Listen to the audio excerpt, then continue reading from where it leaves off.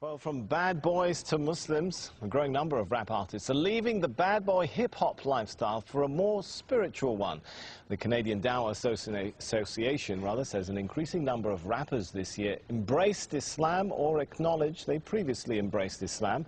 Among the names, Busta Rhymes, Loon, Napoleon, Castro and Raekwon. Well, Amir Junaid Muhaddith, better known by his stage name Loon, is one artist hoping to change the lyrics and message of rap following his own religious conversion. Loon was part of P. Diddy's Bad Boy Records. He accepted Islam in 2008 on a tour in Dubai. He joins me now from Saudi Arabia, where he's just finished performing an Umrah or minor religious pilgrimage. Thanks so much for joining us. You kind of look a little bit different to me today than how we've been seeing you in those pop videos. Is Loon still in there somewhere? Nah, Loon is working his way out of my system, you know. Just happy to be, you know, accepting Islam and finding the peace of mind that I was always searching for in the music business.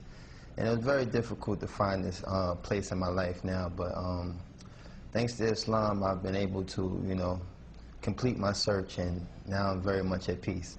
So I take it you're no longer a bad boy? No, bad boy days are over. Now I'm what you call a good boy. All right, I want to forgive me for taking our viewers back to a little bit of the Bad Boy Loon days. I want to just play a piece of your music here, just to refresh everyone's memory of how Loon used to look like. I met a lot of women in my lifetime, but see, it's not a lot of women that got the right mind. I done had pretty chicks with all the right features, and hood rat chicks that only rock sneakers, cell phones and beepers, and know how to treat you. You break a heart, she'll walk out and leave you. I find a girl, I'ma keep her, but now I'm getting money and the game getting deeper. You want some real... Well, I guess the question now is, will you continue to rap? Well, right now I'm very much focusing on, you know, studying Islam and becoming more knowledgeable of the deen, because, you know, being in a position of influence, you know, I have to be able to, you know, protect myself in ways, you know, the media sometimes, you know, try to use these transitions that artists make and try to make it, you know, saying an opportunity to make a mockery of Islam or whatever faith a person might choose. So I'm, you know, very much an advocate of trying to study the deen and become more knowledgeable of Islam. And, right. You know, Allah knows best. Maybe in addition, maybe I won't. Yeah, in addition to studying your new religion, I understand you're also working with another group of rap artists to try and change the message of rap itself. Is that possible? I mean, rap hails from the hardened neighborhoods of the West. The lyrics sometimes attack, threaten, insult others. Can rap be rap without all of that? Well, that's something I think all of us as artists who, you know, saying accepted Islam are struggling with, because it's a very, very fine line, you know what I'm saying? With me, I actually really love the music, but it's the lifestyle that's really the bad influence, you know? The music sometimes can be geared towards things that influence people to do positive things, but the actual, you know, part that deters people from, you know, practicing their faith or concentrating on positive things is really the lifestyle. All right, I've got to ask you this one now. I want you to give us the first post-Islamic conversion rap of Loon live here in Al Jazeera.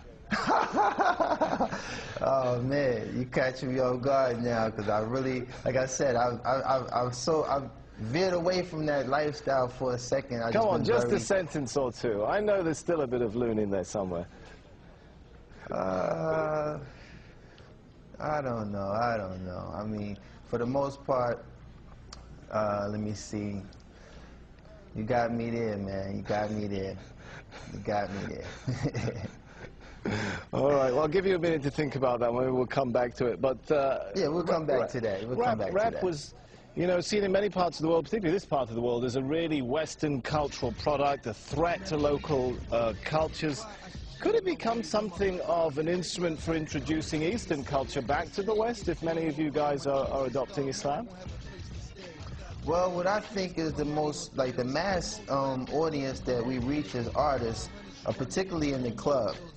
So to, you know, have people in the club actually reciting ayats or things that, you know, pertain to Islam will kind of, you know, give the wrong impression. I think that, you know, spoken word is something I've been focusing on, trying to, you know, make a transformation to doing spoken word, because I do have the lyrical ability to establish a lot of strong things that make Islam so beautiful. But it's very hard to walk that fine line when you have music in the background that kind of, you know, either plays its role as a dance rhythm or something that might, you know, mislead a person from the message that we're trying to give. So, you know, like I said, there's a lot of artists that's in the position that I am, and we're trying to, you know, find that fine line without offending anyone or causing any harm to anyone who might be influenced by the negative aspect of music.